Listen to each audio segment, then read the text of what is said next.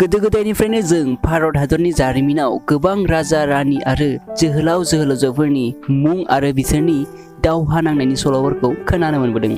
जायफोर भारत हादरनि जारिमिनखौ फरायनानै नायबोदों बिथांमोना मोजाङै मोन्थि मोनो। जोंनि हादरा गोदोनिफ्रायनो गोबां हिंसा हिंसिनि गेजेरजों मोगा मोगि जाबोनो नांदों। जेब्ला भारतआव ब्रिटिशफोरा फालांगि खालामनो फैदोंमोन, बै समाव ईस्ट इन्डिया कम्पानिया राजा महाराजानि गोहोखौ सोलोजों नङा बोलोजों थगाय थसि खालामना भारत सासन खुंनायनि बिबानखौ सेना लायो आरो ब्रिटिशफोरा भारतारि सुबुंफोरनि सायाव जोबोर इनाय हिंसा हिंसि खालामबोदोंमोन। गासै भारतारि सुबुंफोरखौ गावसोरनि आथिं सिङाव गादबनानै लादोंमोन। नाथाय बेनि गेजेरजोंनो भारतनि गोबां जोहोलाव जोहोलावजोफोरा ब्रिटिशफोरनि बेरेखा आरो जोंनि भारत हादरखौ उदांस्रि खालामनो ब्रिटिशफोरजों दावहा नांबोदों। बैफोर माखासे जोहोलाव जोहोलावजोफोर बायदिनो जोंनि बर' हारिनिबो जोहोलाव जोहोलावजोफोर दंमोन। बेनिनो सोमदोनाबो सासे बर' जोहोलावमोन। जोंनि बर' जोहोलाव जोहोलावजोफोरनि मुङा जारिमिनाव लिरजानाय गैया, नाथाय जों फावथाय सल'फोराव बिथांमोनखौ बर' हारिनि जोहोलाव होननानै मिथिनाय जायो। बेनिखायनो जों गासैबो बर' सुबुङा बर' जोहोलाव जोहोलावजोफोरनि मुं आरो जारिमिनखौ मिन्थिना लानाया गोनांथार। थ' लोगोफोर, बेनिखायनो आङो दिनैनि भिडिअ'आव नोंथांमोननो सोमदोन जोहोलावनि जारिमिननि फंनैसो बाथ्रा खोन्थागोन। बेनिखायनो भिडिअ'खौ स्किप खालामाबालानो जोबजासिम नायलां। आरो नोंथांमोना जुदि आंनि बेफोरबायदि भिडिअ'खौ नायलांबाय थानो गोसो जायोब्ला प्लिज चेनेलखौ साबस्क्राइब खालामना ला। लोगोसे बेलनि सावगारियावबो थुना हो, जाहाथे आंनि गोदान गोदान भिडिअ'खौ नोंथाङा नटिफिकेसनाव थाबैनो मोननो हायो। सोमदोना काछारनि फुलगुरि होननाय गंसे फिसा गामिनिमोन। बिथांनि बिमानि मुङा थेलेब। सोमदोना सासे जौस्रां देस्रां बोलोगोरा सेंग्रा। बियो दाहाल थुंग्रि सिबनाय, बोरला थिर गावनाय, लावथि सालायनाय जेरावबो जेनामोन। सानसेखालि सोमदोना दाउथु हाजो सेरनि रायगारलि जाहाराव मैहुर खालामनो थांनायाव मुफुरजों खमलायनाबो मुफुरखौ फेजेनदोंमोन। बिथाङा ओरैबायदि बोलोगोरामोन, दैयावबो जेना अरावबो जेनामोन। सोमदोन जोहोलाव आरो बिनि माखासे लोगोफोरा जेब्लायबो दाउथु हाजोआव थांबाय थायोमोन। बिसोरो दाउथु हाजोआव दावहा सोलोंनो थाङोमोन। सोमदोन जोहोलावानो बेयाव गासैखौबो दाहाल थुंग्रि सिबनाय, बोरला थिर गावनाय बायदिफोरखौ फोरोङोमोन। सोमदोननि साननाया बेनोमोन दि बियो गामिनि आरो खाथि खालानि गासैखौबो दावहा नांनो फोरोंना काछारनिफ्राय ब्रिटिशफोरखौ होखारहरनाय आरो काछारखौ ब्रिटिशफोरनि आखाइनिफ्राय उदां खालामनाय। सोमदोननि गोसोआ काछारनि नौनारिफोरनि फारसे गाबखांदोंमोन, मानोना गावनि हा हु धोन सम्पति थानानैबो नौनारिफोरा गुबुननि आथिं सिङाव थाना आफाखि सोलानो गोनां जादोंमोन। बिनिखायनो जेरैखि जाया ब्रिटिशफोरनिफ्राय उदांस्रि जानो नांगौ होननानै सोमदोना थांखि लादोंमोन। भारतारिफोरा गावनि बिखानि थैखौ दै खालामना जा एफा एनै रां खामायोमोन, बिसोरो ब्रिटिश सरकारनो खाजोना हरबाय थानो गोनां जायोमोन। बिब्दिनो सानसेखालि एसडिसि मेजर बायदा नखर नखर खाजोना खांनो हाबफैयो आरो सोमदोननि न'आवबो खाजोना खांनो हाबहैयो।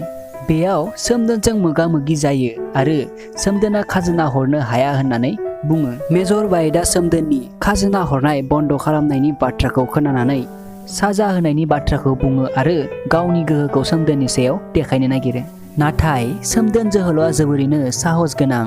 बियो गियाबालानो जानजिनिफ्राय गावनि थुंग्रिखौ दिहुनना मेजर बायदखौ दाननो होसोयो आरो मेजर बायदा सोमदोननि न'निफ्राय गावनि जिउखौ बासायनानै खारलाङो। सानसेखालि फुलगुरि गामिनि गासै रायजो राजाफोरा मोनसे आफाद जथुमदों। बे आफादनि थांखिया ब्रिटिश सरकारनो खाजोना हरनायखौ बन्द खालामनाय आरो बिसोरनिफ्राय उदांस्रिनि जांख्रिखांनाय। नाथाय रायजोफोरनि गोसोआव गिनाय दंमोन, सिलाय रायफोर गोनां ब्रिटिशफोरजों माबायदि बेरेखा जानो आरो माबायदि जांख्रिखांनो। सोमदोना आफादाव साहस गोसोजों बुंदोंमोन, हादरनि उदांस्रिनिख्रुइ जिउआ देरसिन जानो हाया। जों गासैबो खौसे जायोब्ला बिसोरखौ गोरलैयैनो फेजेननो हागोन। सोमदोननि बेफोरबायदि साहस गोनां बाथ्राखौ खोनानानै गामिनि रायजोफोरा सोमदोनजों लोगो जाफायो आरो बिसोरो मोनसे दावगालु हानजा दायो। बे हानजाखौ दैदेननो रायजोफोरा सोमदोनखौ सायख'यो आरो गासैबो जों खाजोना होआ नांगौब्ला दावहा नांगोन होननानै गासैनिबो गोसोआ दुंखाङो। सोमदोन जोहोलावआ उदांस्रिनि जांख्रिखांनो सा सानजा भारतनि खना खनला दावबायना नागा, खासिया, दफ्ला, मणिपुरि, त्रिपुरि, मिसिं आरो गुबुन गुबुन हारिनि मानसिफोरखौ खौसेयै जांख्रिखांनो थाखाय फोजाखांनो डिमापुर फारसे आगान सुरलाङो आरो डिमापुर मोनहैनानै गासैबो हारिनि मानसिफोरजों मोनसे मेल सावरायो आरो गासैबो सोमदोनजों लोगो जाफायो।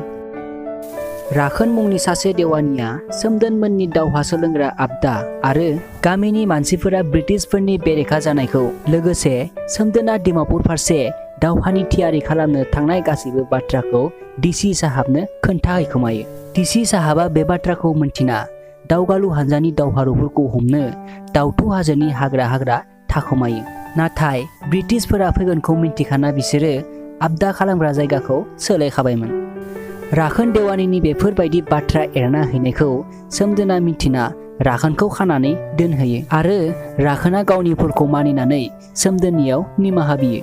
राखोना ब्रिटिश सरकारनि साखरि मावोमोन, बिनिखायनो बियो बिसोरनि माखासे प्लेनफोरखौ मिथिखायोमोन। बिसोरो राखोननियाव ब्रिटिशफोरनि माखासे प्लेनखौ सोंना लाना मिलिटारि केम्प आरो ट्रेजारि अफिसखौ मोनसे समावनो अर लगायनानै होयो आरो फारसेथिं ब्रिटिशफोरखौ गाग्लोबहैयो। दावहायाव ब्रिटिशफोरखौ फेजेननानै दावगालु हानजाया देरहानायनि फिरफिलाखौ बिरहोयो। नाथाय जोबोद दुखुनांथाव बाथ्रा, नैथि खेबनि दावहायाव बिसोरो ब्रिटिशफोरजों जेननाङो आरो दावगालु हानजानि दावहारुफोरा खानानै लांजायो आरो माखासेया बुथारजायो। सोमदोना बे बाराव दावहायाव जेननानै गोसोआव जोबोरैनो गाबखांदोंमोन आरो गोसोआव मेंखांनाय फैदोंमोन। सोमदोना जेबो राहा गैथारियाव गोदान हानजा जुरिफिननो आरो दावहानि थाखाय थियारि खालामनो सा सानजा भारतनि मिसिं, राभा, गार', मणिपुरि, खासिया बायदि बायदि हारिफोरनि खाथियाव हेफाजाब मोनगोन सानना डिमापुर फारसे आगान सुरलाङो। फारसेथिं ब्रिटिश इन्सपेक्टरा सोमदोनखौ हमनो गोबां गामि नागिरहैदोंमोन आरो गामि खौरां फोसावना होदों सोमदोनखौ जाय गोथाङै हमना होनो हायो 5,000 रांनि बान्था आरो गोथैयै हरोबा 2,000 रांनि बान्था मोनगोन होनना। सोमदोन जोहोलावआ गांनाय उखैनाय आरो मेंनाय देहाजों जोबोर लोरबां जायो। लामायाव बियो नखरसे बोराय बुरैनि न'आव दै मोनगोन साननानै हाबहैयो। बोराया सोमदोननि मुंखौ खोनानानै बिनि सायावदि रां बान्था दं गोसोआव लुबजाना ब्रिटिशफोरनो खोन्थाहैखोमायो। नाथाय गांनाय उखैजानाय लोरबां सोमदोनखौ बुरिया गावनि फिसा बायदि आबोर खालामदोंमोन। सोमदोननो बुरिया ओंखामबो खुरना होदोंमोन, नाथाय जाफुंहां जानाय समावनो लुबिया बोराया ब्रिटिशफोरखौ लाना फैयो आरो न'खौ बेंफैयो। सोमदोना बेंफैनायखौ मिन्थिनानै ओंखाम जानो गोनांखौ दोनथ'ना गावनि थुंग्रिखौ लानानै खिरखिजों बारहरनानै खारो। नाथाय उननिफ्राय ब्रिटिशआ सेखा भुजालिजों खुबैना हरो आरो सोमदोननि आदैयाव नांना सोमदोना जखम जायो। जेबो राहा गैयैयाव सोमदोना गावनि जानजिनिफ्राय थुंग्रिखौ दिहुननो सानो, नाथाय आखायाव पिस्तलजों गावना होयो। सोमदोना ब्रिटिशफोरजों हमजायो। बुरिया जोबोर गाबो आरो सोमदोनखौ खाना लाना थांनो नागिरनायाव नारा नाथा होबथायो। नाथाय हरखाबै बुरिया खर' गिदिंना हायाव गोलैयो आरो थैलाङो। बोराया गावनि लुब जानायनि गोरोन्थिखौ गावनो दुसिना दुखु जायो। सोमदोनखौ जोबथेसालियाव लांना ब्रिटिशफोरा जोबोर खास्ति होयो आरो जोला जोसि आथिं आखाइ बुख्रुबजोबो। सोमदोना बिब्दिनो जोबथेसालियावनो सहाय हायैयाव रुंसारि जालाङो। बिमा थेलेबा सोमदोनखौ जोबथेसालियाव नायनो फैयो, नाथाय नुनायाथ' गोजाननि बाथ्रा जोहोलावनि गोथै सहखौबो नुनो मोनदिया। उनावहाय डक्टरा सोमदोननि थै जागा जागि नांनाय गस्ला जि जोमखौ बिमानो गथायना हरो। बिमाया गाबै गाबै थैजों गोजा जानाय गस्ला जि जोमखौ नेरसोन हिसाबै गामियाव लानानै फैयो। आरो बेखिनियावनो जोंनि बर'नि सोमदोन जोहोलावनि जारिमिना जोबलाङो।